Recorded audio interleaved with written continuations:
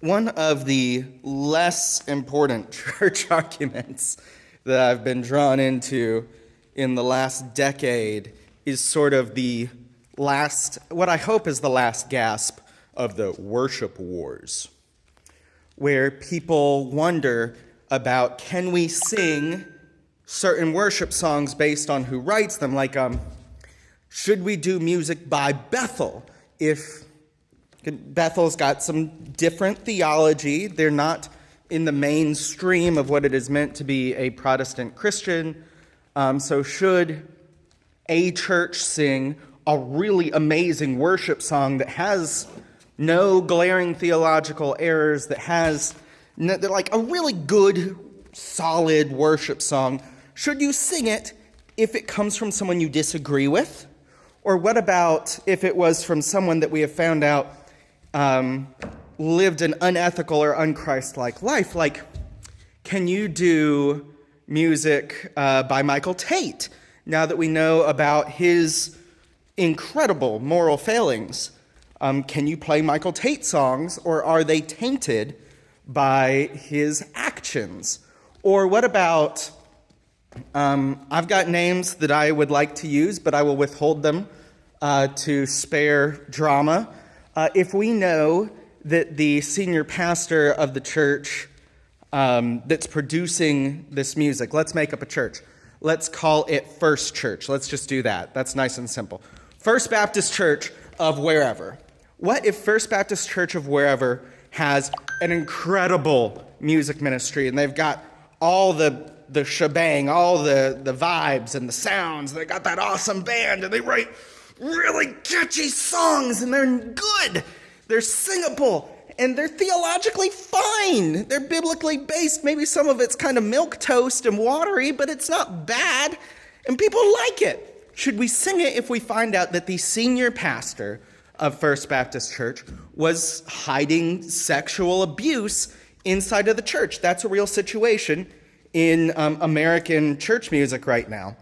Should we throw out their catalog of music because of this sin that's been in the church this whole time while the music was being produced? Does the culture of the church or the leadership of the church, does its sin or error infect the music? So those are the kind of fights that some are having these days. That's sort of the worship wars of the millennials, are those sorts of questions. But I've got a song that I can't sing. There is a song that I cannot sing. And remember, there were fights over Reckless Love. I think some people still get bent out of shape about Reckless Love. I don't personally have a problem with the song. I like it musically, and with very minimal contextualization, I think the word reckless is fine there. But some people have a problem with it. So we sing that song in the church where I am the senior pastor, but we have changed the word reckless to perfect. Oh, the overwhelming, never-ending, perfect love of God. It fits in the cadence. It's syllabically correct. It clears up some people's theological discomfort. That's what I'm going with there. It's a theological discomfort for some. And so we can now sing that song without any sort of disruption of unity inside the congregation. And nobody has been upset about the change, and we still credit it on CCLI so they get their money and whatnot. Anyway, I have a song that I cannot sing. When a church plays it, I will respectfully stand with everyone else and unite my spirit in worship with them, but I cannot sing the words. They violate something within me. And this is gonna be weird when I tell you what song it is. I can't sing, and we sang this in my church 2 Sundays ago as sort of a tag. We took the chorus and we stuck it on as a tag to another song. I can't sing Awesome God. Our God is an awesome God. He reigns from heaven above with wisdom and power and love. Our God is an awesome God. I can't sing that. I cannot stand up as a leader from my silly chair or a parishioner in a wooden pew, I can't do it. Why?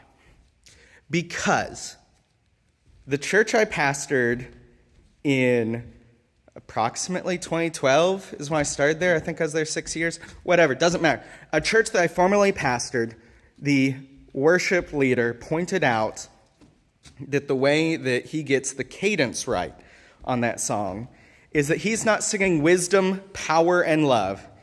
He says that God reigns from heaven with dumb power, and love. So I just can't sing it anymore because that's what I'm saying. Grace and peace, y'all. Love you guys.